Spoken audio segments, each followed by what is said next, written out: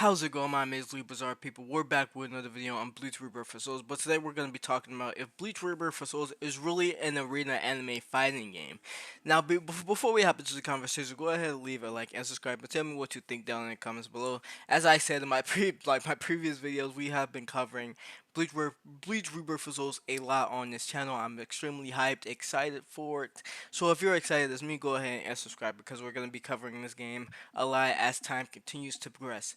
Now, to hop into the conversation, I've been reading the comments, of course, I always read the comments, and I've been looking at the gameplay we've gotten for this game and kind of comparing it to the last anime arena fighter we got, and that was Sparking Zero. And, of course, there's Bleach and Sparking Zero Dragon Ball are definitely two different games.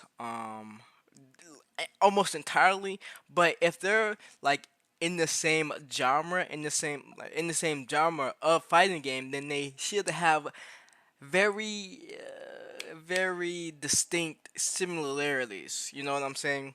And looking at it, let's go ahead and take a look. We're looking, and let's compare it to Sparking Zero. Mm, mm.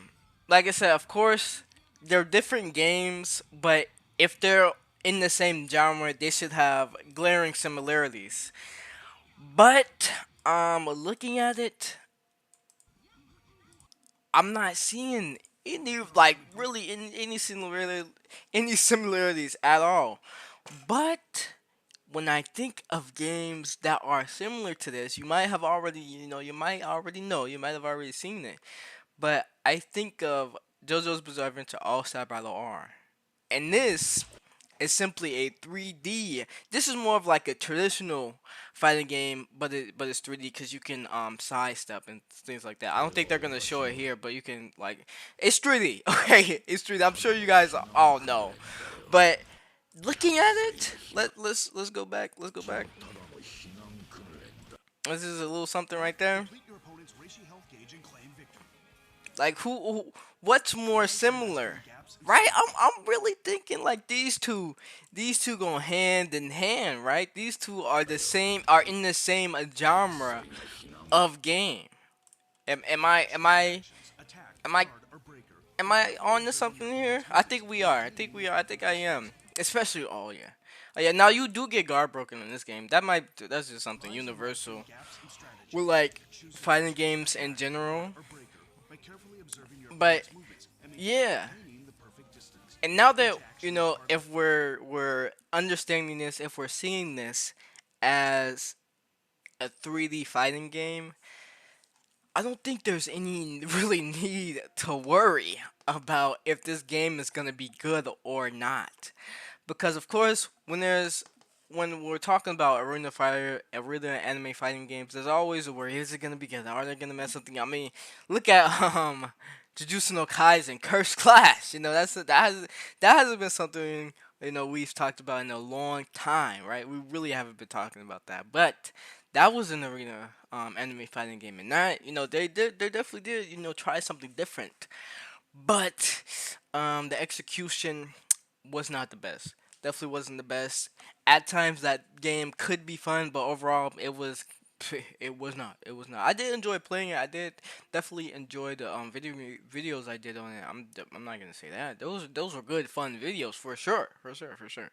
But overall, nah, nah, that game was not it. Now, if you ask me to play that game right now, oh no, I would rather play Sparky Zero because that's just a better game. But JoJo's Bizarre Adventure All Star Battle Arm is definitely better than um Curse Class.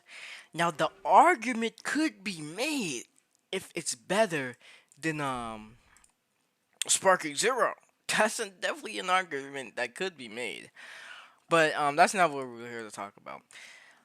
I think since this is a 3D fighting game, I can't think of the last 3D anime fighting game that was bad or that was, missed the mark. Of course, we could think of Arena Fighters, but not 3D. And something else, I want to touch on. How would I touch on this? Well, it would be something that, like, like, if you played this game, then you know that the stands, their abilities, and how you want to use them. Especially, I mean, if we're talking about Abakio, right? If we're talking about Bakio, they are pretty complex. They are pretty complex. Now, I'm not gonna say they're as complex as these. No, I don't think so. But there is some nuance to it. Not every character can play the same way. If you know what I'm saying, definitely. Now, in Sparking Zero, there are a lot of characters that play similarly, and you can definitely, man, can you just play this? Yeah, you can pretty much just play. Yeah. You can play every character in this game the exact same way. Of course, um, you might want to strategize with their abilities, with their ultimates, or anything like that. But overall, you can play every character in this game the exact same way. Now, if we're talking about JoJo's Bizarre Adventure All-Star Battle R, that's not gonna work. This is a fine example. These two characters right here have extremely different things that they do, extremely different abilities. If you get what I'm saying, their playstyle is extremely different. You're not gonna be playing Josuke like you play. What is his name? What's his name? Koichi. Koichi. Yeah. That's his name, Koichi. Uh, so, and that don't even get me started on the characters with the horses. Like, don't even get me started. Don't even get me started. Even like this lineup of four characters are extremely diverse and cannot be played the exact same way, right? And that is something that lines up with this game.